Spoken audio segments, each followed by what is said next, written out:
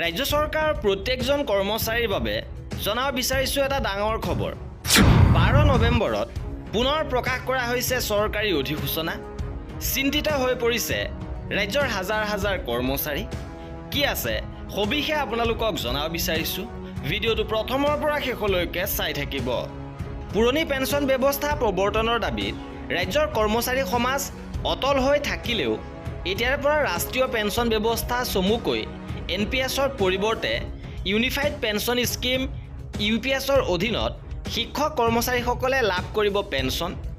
ইয়াৰ বাবে ৰাজ্য চৰকাৰৰ বিত্ত বিভাগৰ বাজেট শাখাই যোৱা 12 নৱেম্বৰ তাৰিখে পুনৰ অধিসূচনা জাৰি কৰিছে। সেই মৰ্মে চলিত বৰ্ষৰ 1 এপ্ৰিলৰ পৰাই ৰাজ্যত প্ৰযোজ্য হ'ব ইউনিফাইড পেঞ্চন স্কিম চমুকৈ UPS।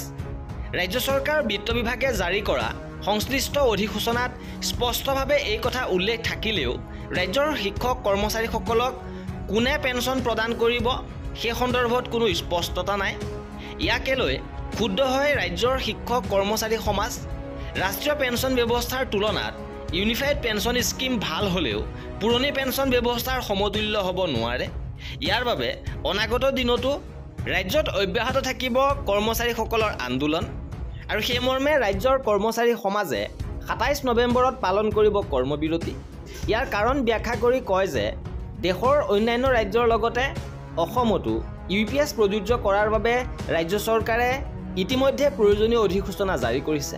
কিন্তু বিত্ত বিভাগে জাৰি কৰা এই অধিসূচনাই স্পষ্ট কৰা নাই ৰাজ্যৰ শিক্ষক কৰ্মচাৰীসকলক ৰাজ্য চৰকাৰে নে তৃতীয় পক্ষই প্ৰদান কৰিব পেঞ্চন। এই ক্ষেত্ৰত স্পষ্টতা নাই।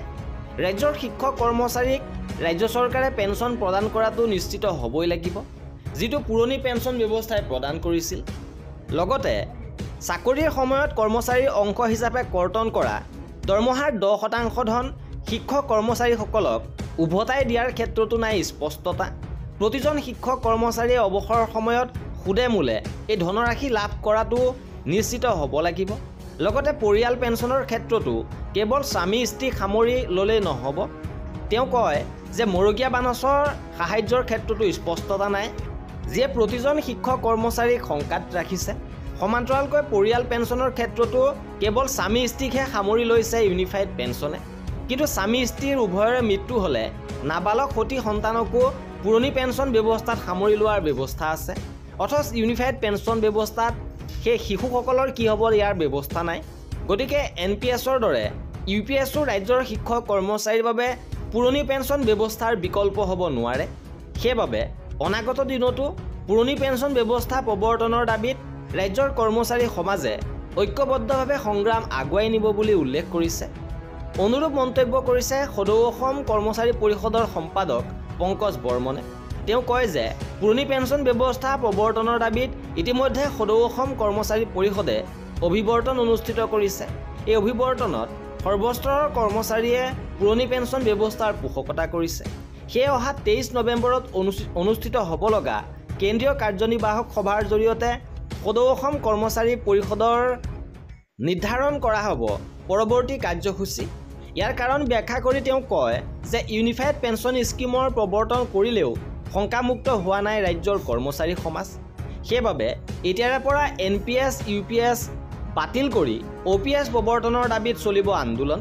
কাৰণ ইউনিফাইড পেঞ্চন স্কিম প্ৰযোজ্য কৰাৰ বাবে জাৰি কৰা অধিসূচনাই শিক্ষক কৰ্মচাৰীসকলক শংকামুক্ত কৰাটো দূৰৰে কথা অধিক বিভ্ৰান্তহে কৰিছে। এই সন্দৰ্ভত বৰ্মনে কয় যে অৱসৰৰ পাছত প্ৰতিগৰাকী শিক্ষক কৰ্মচাৰীক অৱসৰকালীন সুৰক্ষা লাগিবই, ইয়াৰ কোনো বিকল্প নাই। কিন্তু UPSৰ বাবে জাৰি কৰা অধিসূচনাত এই মূল দিশটোৱে স্পষ্ট নহয়। লগতে 13 চনত প্ৰাদেশিকৰণ হোৱা শিক্ষানুষ্ঠানৰ বহুসংখ্যক শিক্ষক কৰ্মচাৰীয়ে কম সময়ৰ ভিতৰতে অৱসৰ গ্ৰহণ কৰিছে।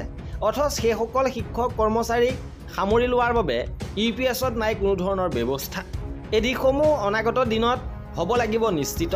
কৰ্মচাৰীসকলৰ অংশ হিচাপে কৰ্তন কৰা দৰমহাৰ সমুদায় অংশ সুদে মূলে ঘূৰাই দিয়াক লৈও নাই কোনো নিশ্চয়তা, যাৰ বাবে কৰ্মচাৰী সমাজৰ মাজত সৃষ্টি হৈছে আশংকাৰ। সেইবাবে পেঞ্চনৰ ক্ষেত্ৰত আশামুক্ত শংকামুক্ত পৰিৱেশ সৃষ্টিৰ বাবে পদক্ষেপ গ্ৰহণ কৰিবলৈ ৰাজ্য চৰকাৰক দাবী জনাইছে। আৰু এয়া আছিল আজিৰ ভিডিঅ'টোত। কৰ্মচাৰীসকলৰ সকলো খবৰ পাই থাকিবৰ বাবে আমাৰ চেনেলটো ছাবস্ক্ৰাইব কৰি ৰাখিব। ভিডিঅ'টো শেষৰলৈকে চোৱাৰ বাবে বহুত ধন্যবাদ।